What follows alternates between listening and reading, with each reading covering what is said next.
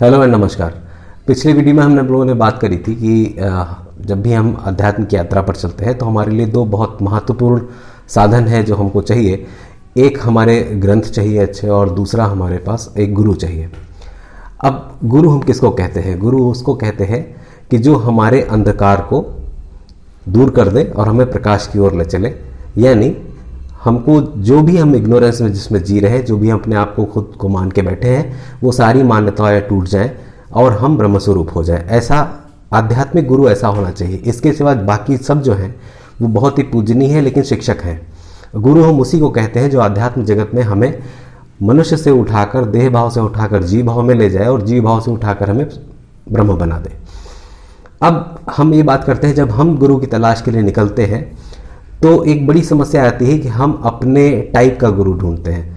ये एक बहुत बड़ी समस्या है। इससे पहले हमको ये जान लेना पड़ेगा कि परमात्मा की बहुत सारी शक्तियों में से एक अनुग्रह शक्ति भी है, और वो अनुग्रह शक्ति गुरु की तरह से काम करती है। गुरु तत्व हर जगह विद्यमान होता है। आपकी जिज्ञासा जितनी प्रबल होती जाएगी, गुरु नामक घटना आपके जीवन में घट जाएगी उसी दिन, और तब आपको जो आवश्यकता है वो गुरु आपको गाइड करता रहेगा। फिर भी लौकिक जगत में हम कैसे देखेंगे, इसकी शास्त्रों में दो परिभाषाएं दी गई हैं। पहले, गुरु को श्रोत्रिय होना चाहिए, मतलब वो एक सक्सेशन से आना चाहिए।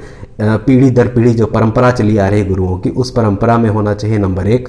और दूसरा, वो ब्रह्मनिष्ठ होना चाहिए। मतलब जब व्युत्थान दशा में भी जब हो, व्युत्थान दशा का मतलब ये है कि जब वो नॉर्मल ह्यूमन बीइंग की तरह जब हम आपसे बात करते हैं, तब भी उनकी जो पूर्ण निष्ठा है वो ब्रह्म में होनी चाहिए, बिना किसी कंफ्यूजन के, बिना किसी लाग लपेट के। ये तो हो गया श्रोत्रिय ब्रह्मनिष्ठम। और अगर आप लौकिक जगत की और परिभाषा एक देखें तो आपको ये पता चलेगा कि उसके लिए कहा जाता है, जिस गुरु से ऐसा भ्रम आपका नहीं मिट जाता है, अगर आपका जो भ्रम है कि मैं देह हूं या मैं जीव हूं, अगर ये भ्रम है और गुरु आपका मिटाने में वो सक्षम नहीं है, तो वो गुरु झूठा है। ये तो हो गई गुरु की व्याख्या। अब आप ये देखते हैं कि आप टेस्ट कैसे करेंगे। तो आप टेस्ट इस तरह से कर सकते हैं कि शास्त्रों के वचन, गुरु जो कहते हैं वो, और आपका अनुभव, ये तीनों अगर सिंक में है तो आप बिल्कुल ठीक मार्ग पे हैं। इसलिए यदि आप गुरु को खोजने निकलेंगे तो शायद आप भटक जाएं, लेकिन आप अपनी जिज्ञासा को बढ़ाएंगे, अपनी प्यास बढ़ाते जाएंगे, तो गुरु आपके जीवन में स्वयं आ जाएगा। अब हम बात करते हैं जो आजकल चल रहा है। आजकल कथावाचक भी गुरु बने हुए हैं। कुछ ऐसे लोग हैं जिन्होंने कुछ ग्रंथ पढ़ लिए हैं मेरे जैसे, वो भी गुरु बने हुए हैं। उनको आपको दूर से ही नमस्कार कर लेना है। क्यों? क्योंकि ऐसे व्यक्तियों को हम सिर्फ ज्ञान बंधु कहते हैं। अगर आप भागवत पढ़ेंगे तो ऐसे व्यक्तियों को सिर्फ ज्ञान बंधु कहते हैं।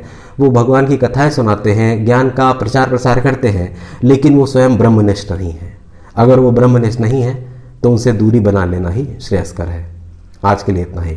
Thank you.